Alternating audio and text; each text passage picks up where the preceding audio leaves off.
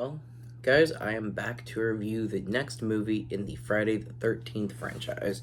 I reviewed the first one when I saw it, it feels like a couple years ago, I guess. And I don't know why I sat on this franchise for a while, waiting to continue it. But recently I did see the second and the third that I want to review soon as well. And I kind of want to just share my thoughts on it. So, these movies, the first one is obviously the original. It's classic. It has sort of a lot of people when they think of Friday the 13th, they think of Jason Voorhees with the hockey mask, and those that character and that mask, those just aren't featured in the very original. So I feel like seeing the original, it just sort of puts the franchise into perspective to see how it elevated and how it transitioned from the original to what it became. Especially with them not having the hockey mask in the second one either. And so it was interesting because I think I had remembered knowing some of these facts, but then watching them in order, just seeing how it happens, it was something that was just really cool to me. I've been late to the horror game, but to see these original movies, to see how these, what I remember as icons or these legends, just knowing about these characters, but seeing how these things happen, it isn't the same as watching these movies in theaters when they would have originally come out. I know that was probably the better experience, but for me, it almost feels like I can just be a kid again watching these for the first time. Even though I am watching for the first time, I kind of try to imagine myself as how it would have reacted if I saw this when it came out. Because obviously, as horror goes on from decade to decade, certain kinds of scares become, you sort of become numb to certain kinds of regularities in the horror genre, I would say. So it is really cool to go back and watch these. For me, I'm seeing these all for the first time, and I think the second one was actually pretty fun. I feel like, for me personally, I almost prefer the first one to the second, and I can't really explain why. I wish I could. I just feel like Jason's mother just has sort of. I feel like the performance just created more effect than the way Jason Voorhees physically looked in the second movie. So I got here I'm just gonna dive into this. So we have the Scream Factory box set. I remember showing this off right after Christmas. This was a Christmas gift, and it's really really cool. It's a very neat box set. Seeing these appearances and these designs, now watching the movies, I notice where these come from, especially like on the side here. So it was really cool to see because this, I guess, is Jason Voorhees's his first appearance as an adult. His first appearance is with the bag on his head, and then of course the box art we have. This is the other side, and the top. There's really nothing on the bottom. The top is the mask, which is still pretty cool. And then, of course, on the back, there's nothing to open up or take apart. It's they're just all on the back, so you kind of just tilt it and pull out the movie you want to that you want to watch. So as I do that for the second one, so you can show off the.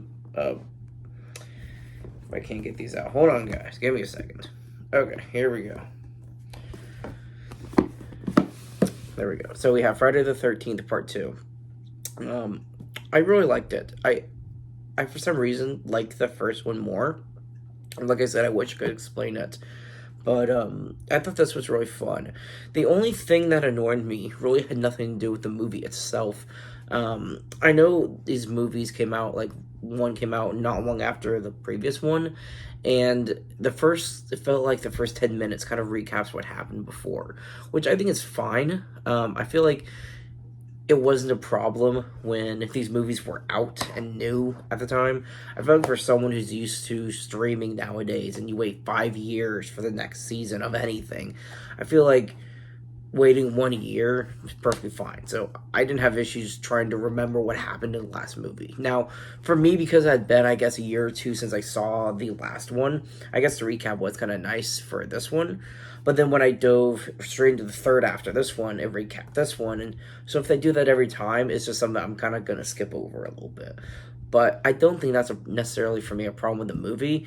It was just something that was just kind of interesting to notice, I guess, because I just personally didn't struggle to remember what had happened in the last one. So overall, I think it was fun. There were some pretty good kills. I think the reason I like the first one better is there was the characters in this one. I guess I didn't really connect with. There was really no one that I was just rooting for. There was really no hateable characters. It was just a regular group of people. So I think that's why I prefer the original for some reason. But this was still interesting. It was a lot of fun. Seeing Jason Voorhees, kind of his first appearance as an adult instead of just a child. Just see what this franchise is all about. To see what Jason Voorhees is all about. I could see, even though he doesn't have the hockey mask in the second movie, I can still understand perfectly well how he became this horror icon that he is today. How everyone,